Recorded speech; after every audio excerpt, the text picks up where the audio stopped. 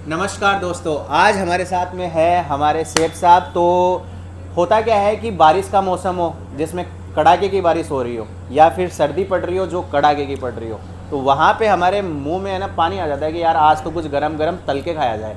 तो सबसे पहला जो दिमाग में आता है वो आता है पनीर के पकोड़े बना लिए जाए घर पे। तो आज जो हमारी रेसिपी रहने वाली है वो पनीर के पकोड़े कैसे बनाए जाते हैं रेस्टोरेंट में और कैसे कस्टमर की प्लेट तक सर्व किए जाते हैं वो पूरा जानेंगे हम इस वीडियो के अंदर। उसका तरीका देख लीजिए। ये हमारी पनीर की कटिंग है। बेसिकली हम यहाँ पे प्लेटर में 8 पीसेस देते हैं पनीर के। सही है ना। तो ये हमारी प्लेट के पोर्शन साइज़ हो गया। तो ये एक प्लेट हमारी सर्विंग में चली जाती है। अब साथ में हमें इसका एक घोल बनाना पड़ता है जो बेसन से भी बनाया जाता है और कई लोग इसको कॉर्नफ्लेक्स के अंदर भी बना लेते हैं। तो आपको आज जो हम पनीर पकोड़े बनाने जा रहे हैं वो देसी स्टाइल में बनाए जा रहे हैं ताकि आप घर पे आराम से जो चीज़ें हम उसमें डालने वाले हैं वो आपके घर में भी मिल जाती है। जैसे कि बेसन हो गया, बाकी जो मसाले होते हैं वो नॉर्मली हर घर में मिल जाते हैं। तो यहीं पे पनीर पकोड़े के साथ साथ हम उस घोल को बनाना सिखा ले रहे हैं बेसन। तो ये बेसन हमारा इस क्वांटिटी के अंदर हमने ले लिया है क्योंकि हम अभी एक ही प्लेट बना रहे हैं। तो एक प्लेट के अकॉर्डिंग इतना बेसन काफ़ी होता है। अगर आप घर पे बना रहे हो 200, 300, 400, 1 किलो पनीर का, तो फिर उस अकॉर्डिंग अपना सामान की क्वांटिटी बढ़ जाती है। अब हमारे शेफ साहब बता रहे हैं कि इसमें क्या डाल रहे हैं। सर ये आप क्या डाल रहे हो अभी बताइए ज़रा। 200 ग्राम तो मैंने बेसन डाला और 1 टेबल स्पून डाला मैंने इसमें हल्दी पाउडर डाल दिया। और मसाले जो जो इसके अंदर डलने वाले हैं वो सारे आपको दिखाए जाएंगे बारीकी से। तो आप देखते रहिए और ये नोट करते रहिए। ये हमारे पास में अजवाइन आ गई है। शेफ साहब ने अजवाइन डाली है इसके अंदर 5 से 7 ग्राम। 5 से 7 ग्राम इसके अंदर आपको अजवाइन की मात्रा डालनी है। और अब हमारे पास में आ गया है थोड़ा सा मीठा सोडा। ये सर हमारा मीठा सोडा हो गया सर, जो खाने के लिए, जो खाने के काम आता है। तो और क्या मसाले आने वाले हैं वो हम बताते जा रहे हैं आपको। बताइए शेफ साहब ये क्या डाल रहे हो आप? डाल रहा है मैं नमक। ये हमने नमक डाल दिया इसके अंदर, लगभग 1 टेबल स्पून का आप यूज़ कर सकते हैं। ठीक है। अब ये हमारे ये कोरिएंडर पाउडर आ गया तो इसका भी हमने 1 चम्मच हमने यहाँ पे यूज़ किया है। ये हमारी रेड चिल्ली पाउडर आ गया है तो रेड चिल्ली पाउडर भी हमने लगभग 1 चम्मच यूज़ किया है। तो साथ में हमारे जीरा पाउडर आ गया है। तो ये शेफ साहब जो जीरा पाउडर बनाते हैं इसका एक तरीका होता है बनाने का। आप ऐसा नहीं कि जीरे को पीस लिया तो जीरा पाउडर बन गया। तो शेफ साहब बताएंगे आपको जीरा पाउडर कैसे बनाया जाता है। पहले भून के फ्राई में, उसके बाद अच्छे से उसका खुशबू निकल जाएगा, उसके बाद आपको पीसना है। तो ये हमारा जीरा अब मैं घोल बना रहा हूँ, अच्छे से इसको मिक्स कर लिया। अब इसके अंदर हम इंटेक्ट करेंगे वाटर का। तो जैसे ही हम इसमें वाटर डालते हैं तो ये घोल हमारा पतला बनना स्टार्ट हो जाता है। इसको आप मिक्स करते रहिए ताकि इसके अंदर लम्प्स या गांठें जो होती है वो ना बने। तो इसको आप थोड़ा थोड़ा हिलाते रहिए, हिलाते रहिए, हिलाते रहिए। तो ये हमारा घोल बनकर तैयार हो जाता है। तो बेसिक इसमें जो सारी चीज़ें हैं वो अपने घर पे मिल जाती है। ऐसी कोई चीज़ नहीं है जो घर के मसालों में नहीं आती है। ये सारी चीज़ें आपके घर के मसालों में रहती है और घर पे बनाने के लिए हम आपको सारी वो रेसिपीज़ बता रहे हैं तो आप घर पे आसानी से बना सकते हो। बाहर आपको कोई अलग से ऐसा नहीं है कि रेस्टोरेंट स्टाइल में बनाना है तो रेस्टोरेंट के मसाले कुछ अलग होते होंगे, ऐसा कुछ नहीं है। कोई स्पेशल गणित नहीं है। घर की महिलाएं बनाती है तो आप भी आप सीख सकते हो। ऐसे ही वो ऐसे ही बनाए जाते हैं पनीर पकोड़े। अभी हमारा घोल तैयार हो चुका है। इसका कलर भी देख लो एकदम गोल्डन की तरह आ चुका है। इतना ही आपको गाढ़ा रखना है, ज़्यादा पतला करोगे तो आपका क्या बेसन चिपकेगा नहीं पनीर में। तो आपने देख लिया शेफ साहब ने कहा कि आपको घोल को ना तो ज़्यादा गाढ़ा करना है ना ज़्यादा पतला करना है, बस इसी क्वांटिटी के अंदर और इसी ही कंडीशंस के अंदर आपको घोल को बनाना है। ये हम पहले चेक कर ले, पता कर ले उंगली में लग रही है कि नहीं लग रही है। उंगली आराम से लग रही है।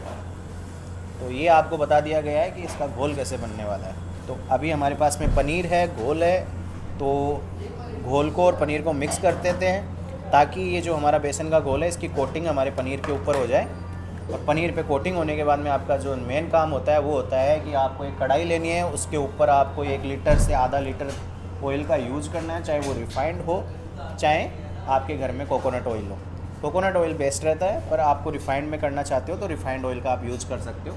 अभी हमारा लो फ्लेम के अंदर ये ऑयल गर्म हो चुका है। अब हम इसको फ्राई करने वाले हैं। तो फ्राई करने का तरीका कोई अलग नहीं है, ये डीप फ्राई होता है। आपको बस घोल के साथ में पनीर को डालना है और इसको फ्राई करना है 15 से 20 मिनट। आपका पनीर पकोड़े बनके तैयार हो जाएंगे। गैस का जो टेम्परेचर है आपको ज़्यादा हाई नहीं रखना है, तो क्या पकौड़ा जल जाता है पहले ही। तो आपको पहले स्लो रखना है, उसके बाद एक एक करके पकौड़े को अच्छे से ऑयल में डाल दो।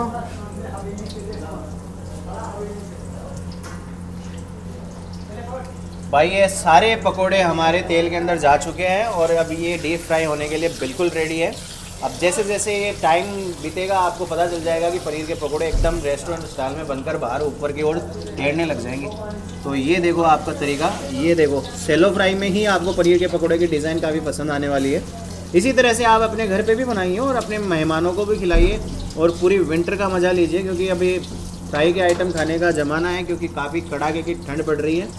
तो आप भी पनीर पकोड़े बनाइए और खाते रहिए दोस्तों। फर्स्ट टाइम आपको कम हीट में करना है फ्राई, सेकंड टाइम आपको इस तेज़ में करना है। तो सेकंड टाइम अब मैं फ्राई कर रहा हूँ। 2 बार में फ्राई करने से अच्छा रहता है, पकौड़ा अच्छा क्रिस्पी और बढ़िया शानदार मज़ेदार बनकर रेडी होता है। तो ये मैंने फ्राई कर लिया, डाइट वाला अब ज़्यादा फ्राई नहीं करूँगा, बस मेरा फाइनली बन।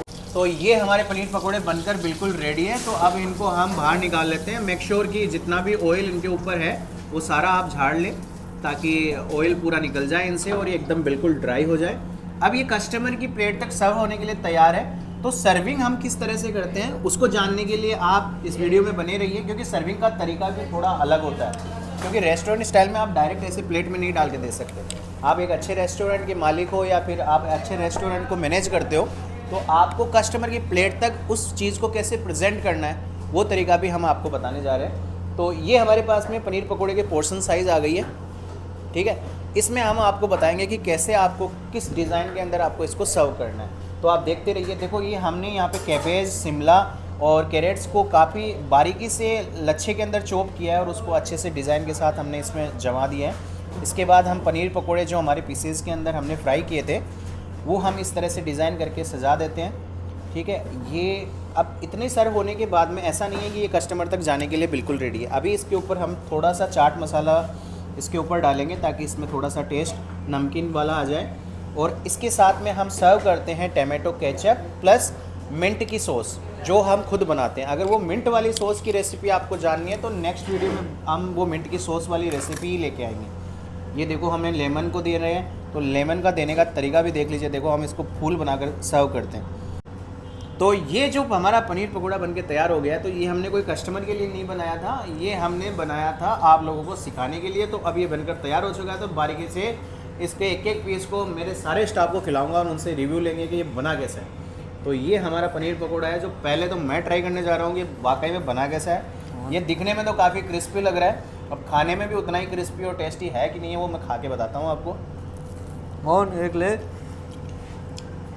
इसका टेस्ट वाकई में लाजवाब है। तो ये अगर ये कस्टमर की प्लेट पे जाता है ना तो डेफिनेटली 5 में से 5 की रेटिंग आती है। तो इसी रेसिपी के साथ में आप भी अपने पनीर पकोड़े बनाइए घर पे। सर आपको कैसा लगा बताओ? मस्त लगा। आपको कैसा लगा सर? मज़ा आ गया। आपने तो बनाई है तो आपको तो मज़ा आना ही था, ठीक है।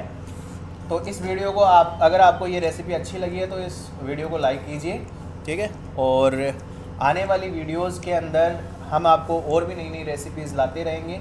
तब तक के लिए इस चैनल को सब्सक्राइब कीजिए। धन्यवाद दोस्तों।